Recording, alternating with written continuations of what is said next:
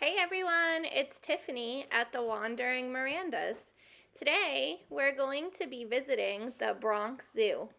I'm going to be sharing some tips and tricks for visiting the zoo and how to plan out your day. I'll also be showing you some footage of the animals because what's a visit to the zoo without seeing all the amazing animals that the Bronx Zoo has to offer?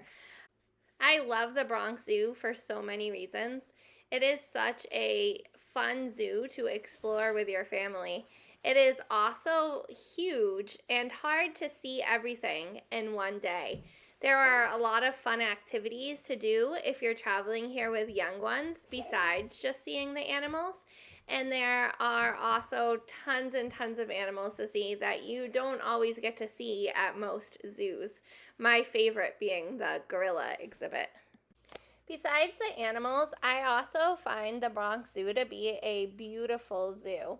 The architecture of the buildings is beautiful to look at, and I love all of the landscaping and thought that goes into the planning of the zoo. There are beautiful flowers everywhere and lots of great photo opportunities. We just love spending the day outside exploring. Here's my first tip for your visit to the zoo. When you first get to the zoo, take some time to look at the map. There are maps of each individual section that show that part of the zoo in an enlarged form, and then there's many maps around the zoo that show the zoo overall. I like to take a picture, so I have it in my cell phone. Another option is to pull up the Bronx Zoo website on your own cell phone.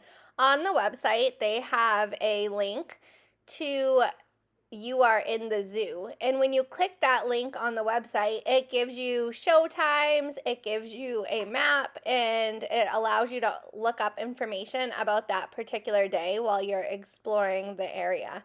This is super helpful as you plan which sections you will be going to.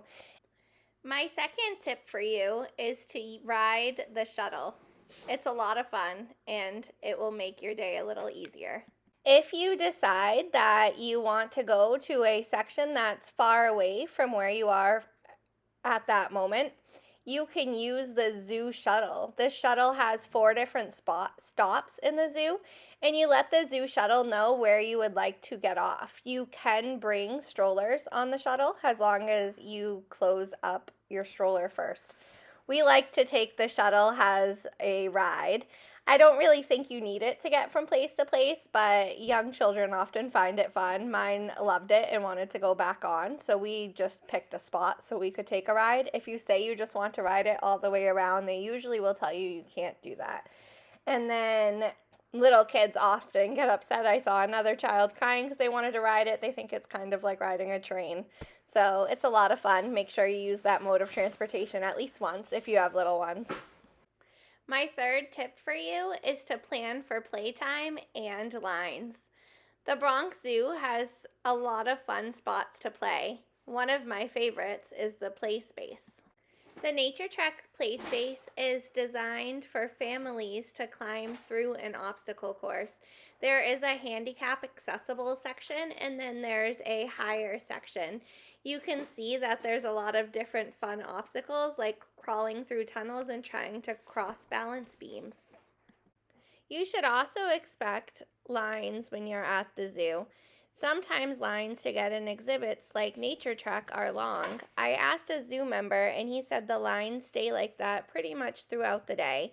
So it doesn't really matter if you rush to something at the beginning of your day or at the end, there will still be a line. We tried that strategy with the Congo forest going to see the gorillas because there was a super long line. So we decided to wait until the end of the day, and even as the park started to empty out, the line was consistently long throughout the day regardless of time. So if there's something you really want to do, then I suggest to just wait in the line. The fourth tip I have for you is to buy the total experience ticket. The total experience ticket will allow you to ride the bug carousel, get into the Congo forest, use the nature track activity among with many other things without having to pay additional for them. If you buy the basic ticket without upgrading, then you will have to pay $6 for each of these experiences. You save a lot of money by just buying the total experience ticket. The fifth tip I have for you is to bring your lunch. There are many options to buy food in the park, but I find the prices to be a little bit on the expensive side and the choices are limited. For my family of 3 people to eat, and my daughter shared with us, so really we just bought food for 2 people, our bill was $25 and that only included 1 drink. So I would consider packing a lunch, and then there's tons of spots to have a picnic. If you're traveling in and aren't able to pack a lunch to bring with you, then you can definitely buy there. The food isn't bad, it's just not anything to write home about. Here's some extra advice I have for you. Make sure that you decide which things are most important to you as you start your day, because the day will go by quickly. My favorite exhibits to explore are definitely the gorilla Congo forest and checking out the nature track if you have little kids. I also completely love seeing all of the other animals, and each day is a unique experience. The sea lions are usually really fun to watch, and you can hear them before you even get there. Another thing that's enjoyable is to go check out the giraffes and the lions, the grizzly bears. I have seen them on days when they are just sleeping and doing nothing, like on my last visit.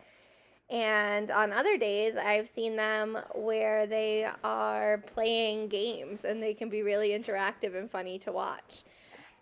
Sometimes you get lucky and you see some cute little babies in the zoo. We saw a baby sea lion this last trip, along with a baby baboon. If you are visiting in the busy summer months, you can take the monorail.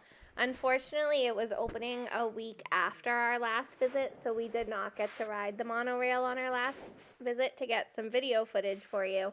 However, the monorail brings you by a bunch of animals that you can only see when you're on the monorail, including elephants. So I really hope to try that out with my daughter in the near future. I also recommend booking your tickets and parking in advance. This will make your day much easier. Well, I hope you enjoy your visit to the Bronx Zoo, and please like and subscribe to our channel for more family-oriented travel videos.